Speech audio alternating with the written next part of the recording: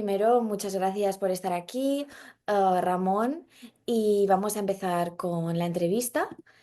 Bueno, primero me gustaría que, bueno, que te presentes un poco, cuál es tu formación, en qué trabajas y a qué te dedicas. Sí, en primer lugar, muchas gracias por la invitación. Mi nombre es Ramón Grossfogel, yo soy profesor de la Universidad de California en Berkeley.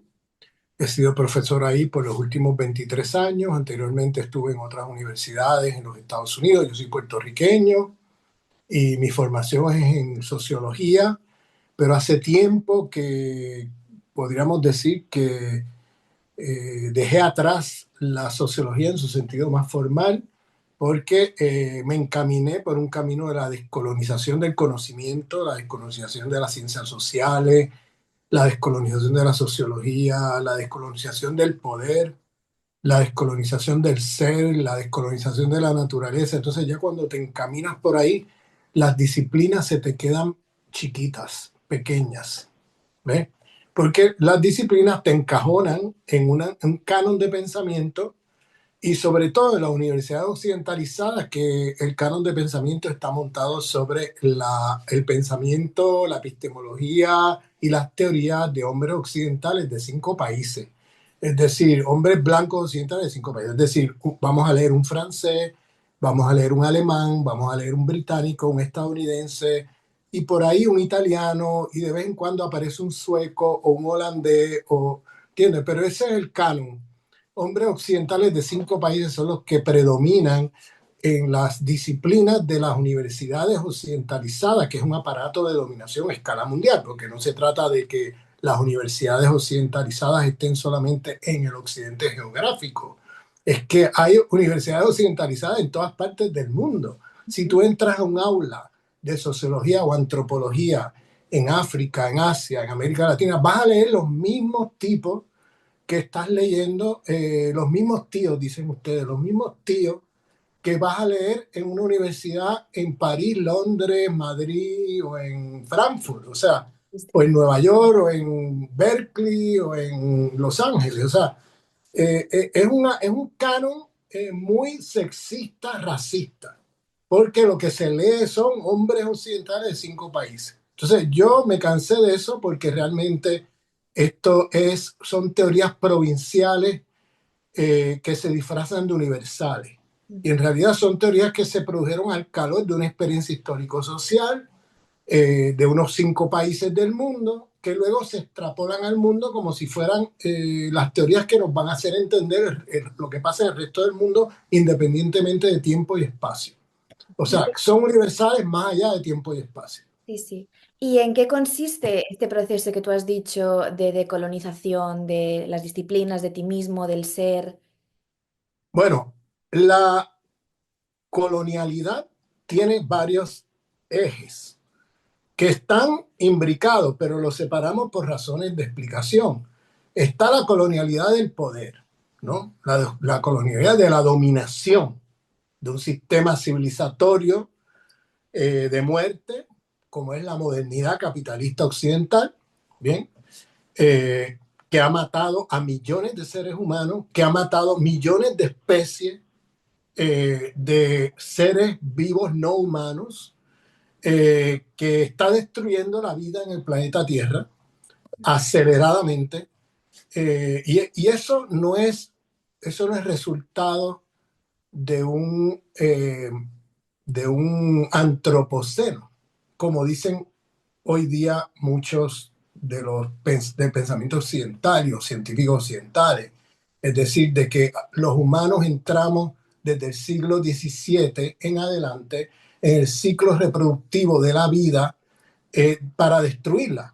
¿Bien? Identifican el siglo XVII. Pero, perdón, el siglo XVII es cuando se forma la cosmovisión del capitalismo mundial, que es el dualismo cartesiano.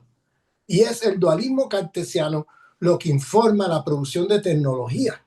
Y esa producción de tecnología en los últimos 500 años tiene allí la racionalidad de la destrucción de la vida, porque el dualismo cartesiano nos hace creer de manera estupidísima de que los humanos estamos en esta esquina y los seres, la naturaleza está por allá. Hay un dualismo ontológico entre la vida humana y otras formas de vida. La vida humana se produce y reproduce insuladamente de lo que le rodea. Y la naturaleza se produce y reproduce insuladamente de lo que le rodea. Entonces son dos entidades separadas. Ese es el dualismo cartesiano, que no es otra cosa que la secularización del dualismo de la cristiandad. Acordémonos que la cristiandad cayó en un oscurantismo de muchos siglos, sobre todo la cristiandad europea, que era la que era más oscurantista de todas, donde se concebía que la naturaleza pertenecía al demonio, al diablo, y los seres divinos eran los que pertenecían al séquito de los emperadores, los faraones o los monarcas. Y entonces, entre medio, todo el que no cayera en el séquito de los divinos, los pasaban al lado de la naturaleza, entre ellos las mujeres. Por eso el patriarcado de la cristiandad, que es el que se globalizó, piensa a las mujeres de una manera muy problemática, porque viene de la cosmovisión de la cristiandad, que piensan que las mujeres están más cerca de la naturaleza que del reino de los humanos, porque las mujeres están tentadas por las fuerzas del demonio. Eso viene de la cristiandad. Luego, esa temática, ese dualismo de las fuerzas del demonio y las fuerzas divinas, ¿no? Los científicos que intentaban trabajar o experimentar con la fuerza de la naturaleza los quemaban vivos. Hasta el siglo XVII, XVIII todavía había esto. ¿Por qué? Porque decían que estaban jugando con las fuerzas del demonio. Entonces el oscurantismo en que cayó la Europa de la cristiandad fue impresionante. Mientras el resto del planeta florecía en ciencia y tecnología, civilización china, islámica, hindustana, las civilizaciones amerindias en las Américas, en Abya Yala, ¿no? En África, todas florecían porque no tenían una visión dualista en sus cosmovisiones, eran holísticas. Había un entendimiento y sentido común de que la vida se constituye en interrelación dentro de un solo cosmos, no como dos ontologías separadas, sino dentro de una sola ontología donde la vida se constituye en interrelación de unos seres vivos con otros, y que si tú destruyes, si un ser vivo destruye a los demás, pues desbalancea la ecología planetaria y la vida está en juego. O sea, al desbalancear la ecología planetaria, la reproducción de la vida se pone en riesgo. Entonces, lo que ha pasado es que esa cosmovisión de la cristiandad se seculariza bajo Bacon y bajo Descartes, siglo XVI, XVII, donde empiezan a decir que entonces ya le quitan el lenguaje teológico, pero mantienen la cosmovisión de la cristiandad, de que la naturaleza es ontológicamente separada de los seres humanos. Entonces ya no van a decir los seres divinos, van a decir los hombres, y los hombres no incluye a las mujeres, ¿bien? En el lenguaje de Descartes y Bacon de la época, pues las mujeres eran sospechosas de ser tentadas por el demonio y por tanto eran seres ambiguos que no podían estar del lado de los hombres. Entonces, en ese dualismo patriarcal y un dualismo problemático en términos de la cosmovisión sobre la vida y sobre los seres humanos, entonces empezaron a secularizar y decir que la naturaleza ya no va a decir que es del demonio, pero va a decir que es salvaje, que es destructiva, que es amenaza la vida de los seres humanos, que, o sea, la ven como enemigo, es decir, la naturaleza como enemigo. Entonces, eso viene desde la cristiandad, pero ahora ya no con un lenguaje teológico, sino con un lenguaje secular. Y van a seguir manteniendo la idea de que hay este dualismo entre los hombres y la naturaleza, donde luego a la hora del capitalismo mundial producir tecnología, produce tecnología bajo cosmología dualista cartesiana. Es decir, el capitalismo tiene cosmología. La tecnología, no hay tecnología sin cosmología. Eso es un mito de la modernidad, pensar que la tecnología es neutral y que todo depende de cómo lo use. Eso no es cierto. Las tecnologías todas tienen allí insertada una cosmovisión, una cosmología. Entonces, la cosmología del sistema capitalista mundial por los últimos 400 años, 450 años, ha sido la cosmovisión del dualismo cartesiano, que tiene allí la racionalidad de la destrucción de la vida, porque si tú produces tecnología sin tener los cuidados de la reproducción de la vida de los seres que coexisten contigo alrededor de los seres humanos, y tú los destruyes porque tú piensas estúpidamente que la vida humana está insulada de todo eso y que puedes destruir todo lo que está alrededor y la vida humana va a seguir como si nada, esa idea estúpida es la que se instaló a nivel mundial con la emergencia del sistema imperialista capitalista mundial, ¿no? Y con la cosmovisión que llevaron a todas partes, que es el dualismo cartesiano. Ya nadie está fuera de eso, estamos todos adentro, porque la expansión colonial europea destruyó todas las civilizaciones que existían, las destruyó todas. Entonces, impuso la suya. Entonces, todas esas visiones holísticas donde se producía tecnología con los cuidados de la reproducción de la vida que tenían las civilizaciones anteriores a esta, y por eso es que yo digo que esto no es un problema de antropoceno, esto es un problema de occidentaloceno. Es el occidentaloceno el que ha destruido la vida, porque los seres humanos llevamos miles de años viviendo en el planeta Tierra, ha habido miles de civilizaciones en el planeta Tierra y ninguna ha destruido la ecología planetaria como esta civilización. Y eso tiene mucho que ver con la cosmovisión que se tiene en estas civilizaciones con respecto a la relación entre humano y naturaleza, porque de hecho la idea esa ya de humano-naturaleza ya es problemática, porque los humanos somos naturaleza.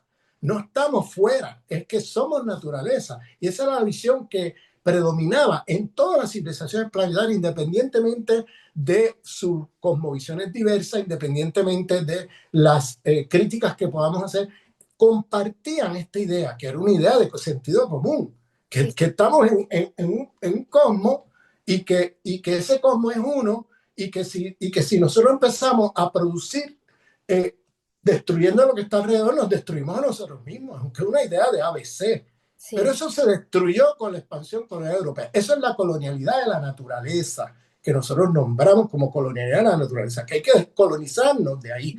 Luego está la colonialidad del poder, que yo identifico en mi libro publicado por ACAL, que se titula De la sociología descolonizadora al nuevo antiimperialismo decolonial. Eso se publicó hace 2 años, está en las librerías, a los que estén interesados. Yo hago un trabajo de descolonización de la economía política y identifico no 2 o 3 jerarquías de dominación globales, identifico 16, porque no estamos en un sistema económico, estamos en una civilización que tiene un sistema económico. Es diferente a como lo concibe la izquierda occidentalizada eurocéntrica, que siempre enfatiza en un sistema capitalista y se olvida que esto es un sistema civilizatorio, esto es un monstruo de 16 cabezas. O sea, este monstruo de 16 cabezas tiene una multiplicidad de jerarquías de dominación que no se agotan en el sistema económico capitalista. Y el capitalismo está imbricado con todas esas lógicas. Es decir, no puedes pensar el capitalismo como si el capitalismo estuviera insulado de las lógicas civilizatorias de la modernidad. La modernidad y el capitalismo son mutuamente constitutivas. Bien, entonces esa es la colonialidad del poder, ¿no? En la colonialidad del saber, volveremos a esto, ¿no? En unos minutos, pero la colonialidad del saber es otra colonialidad, como el pensamiento eurocéntrico ha colonizado nuestro imaginario, nuestras formas de pensar, nuestras formas de producir conocimiento e inferiorizamos los conocimientos que vienen de otras culturas, de otros pueblos, de otros sujetos a nivel planetario.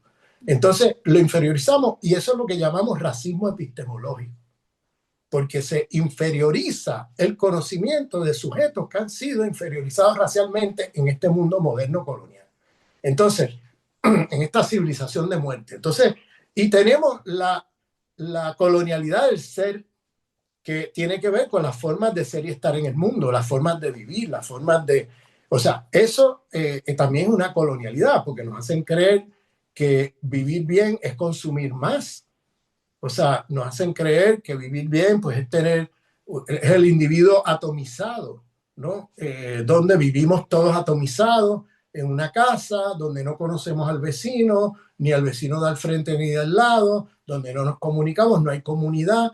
Esa es una forma de ser historia del video en el mundo muy occidentalocéntrica.